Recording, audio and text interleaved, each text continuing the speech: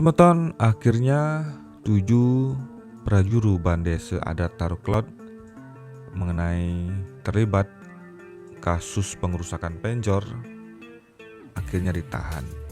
Dan banyak netizen memberikan komentar bahwa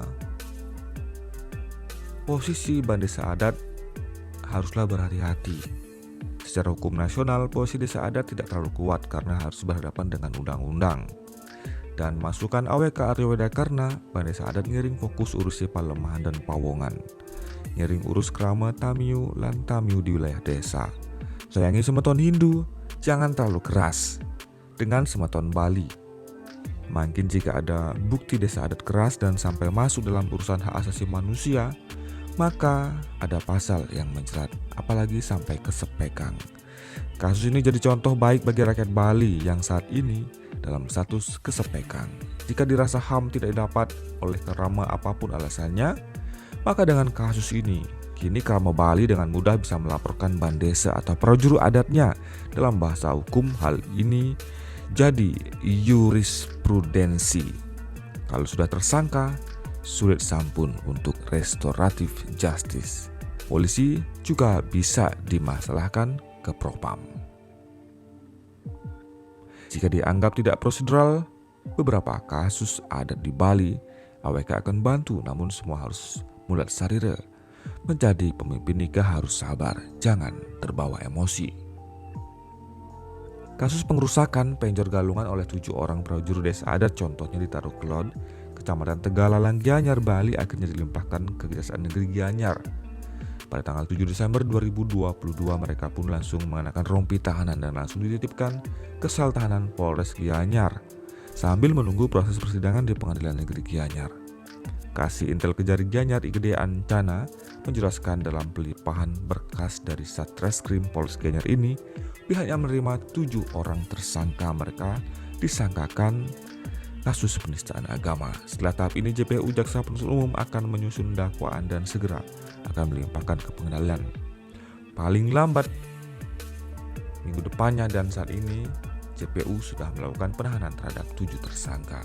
Karena keterbatasan tempat di sini, maka para tersangka kami titipkan ke sel Polres Gianyar, ujar Ancana, seperti dilansir oleh Tribun Bali.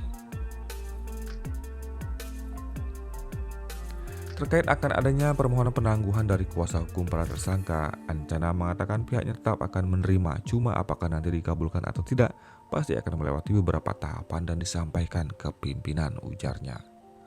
Kuasa hukum para terdakwa IGD Naryaya membenarkan pihaknya akan mengajukan penangguhan pada kliennya.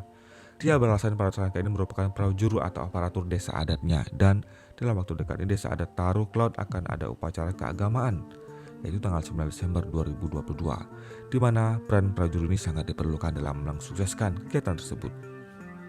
Kami akan lakukan penangguhan karena klien kami prajuru dan akan ada upacara adat yang dimana kehadiran mereka sangat diperlukan, ujarnya. Hal serupa juga dikatakan penasihat hukum para tersangka Inyoman Astana. Dia mengatakan pihaknya menghormati sikap Kejaksaan Negeri Gianyar atas penahanan kliennya, namun pihaknya juga menekankan bahwa selama ini para tersangka sangat kooperatif dalam menjalani pemeriksaan, mulai dalam tahap proses penyidikan di Polres Gianyar termasuk menjalani wajib lapor. Karena tim yang akan mengajukan penahanan, maka penahanan melalui surat yang diajukan di Kejari Gianyar, sejumlah alasan juga disertakan agar menjadi pertimbangan. Salah satunya dalam waktu dekat ini desa Taruklod akan menggelar persamuan atau rapat adat perihal upaya perdamaian dengan pihak pelapor dengan mengundang majelis adat Gianyar dan pihak-pihak terkait.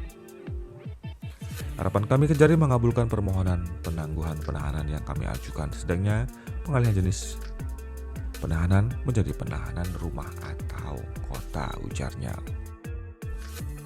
Semoga permasalahan ini bisa diselesaikan dengan damai tentunya, karena tentunya prajuru adat yang ada di desa adat Taruklod ini bukanlah seorang kriminal.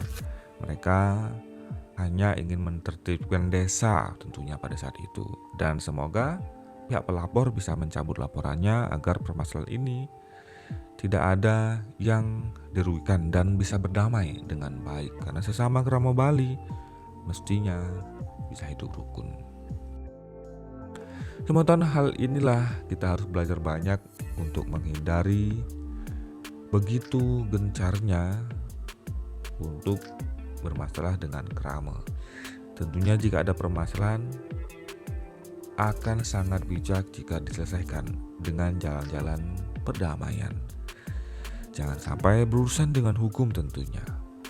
Dan bagaimana pendapat Anda semeton? Apakah di desa atau di tempat Anda ada yang kesepekan? Dan silakan tuliskan pendapat Anda di kolom komentar.